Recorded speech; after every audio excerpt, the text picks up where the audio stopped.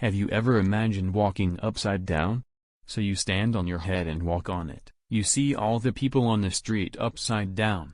Greater than you will then see them all walking opposite you and in a different way from you. But you see that you are the correct one, and that they are all wrong and they have to walk as you walk, to be healthy.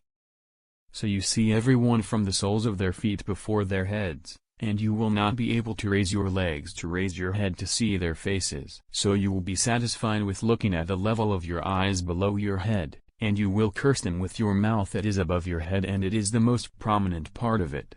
And your brain is not visible, your mouth and your chattering tongue that raises its voice to attract attention. Attention is only apparent. And if someone wants to hear what you say, he will go down a lot to hear what you say, and then he will laugh a lot, or perhaps he will not understand you at all. Equal and on their feet, so they accompany them and replace you with them, and you will remain a wanderer walking on your head, and the first thing he sees and hears from you is your incomprehensible words that are contrary to their nature. I imagined.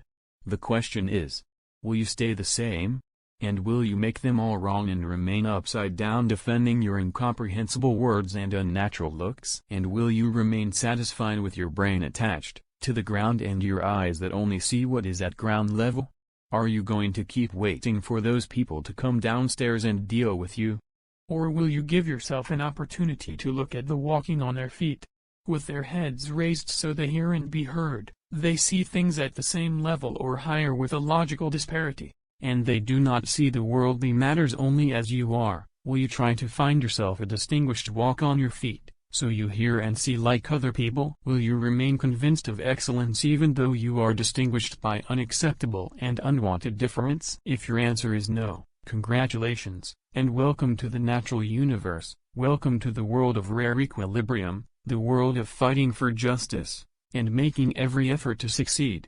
In a world where others hear you and hear them, in a world where you look around you and learn, you fall and rise and shake yourself up, and you keep your head arranged in thoughts and alert in thought, you walk on your feet without squeezing your cheek to people, looking with your eyes towards the sky, surrounded by those who are similar to you in their walks on the same roads despite the different principles and choices. And if your answer is yes, then you are from that many who support the oppressor before the oppressed, from that group that closed their hearing and sight to the truth and the truth. So they chose to wander on their face with flimsy arguments that have no basis in truth or trust. Then you are among those who love Allah, because it is their only opportunity to stand out. And you are a fan of drawing attention by bringing people towards you by stopping them from their path, and to attract them to descend towards you to feel their equality with you, and to convince yourself that you resemble them or that they dream of being like you. For here they make every effort to get close to you, even though you know that if they did it once they won't do it again. So you are in this world with many of your peers, you are fighting those who answered, no exclamation mark, and this is life now.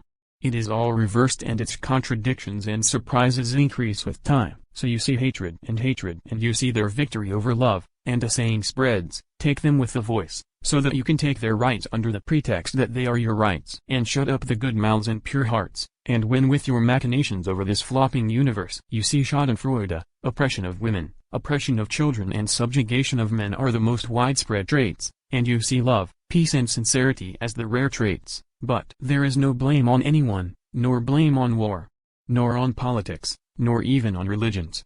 Blame the one who chose the worst and most difficult out of all of this and interpreted it in his own way to suit the way of life he chose. And the ease of crookedness is what made straightness a rare currency. On which path do you stand? The story ends here. I hope you like it. And I hope you will support me so that I can continue to upload interesting and useful videos.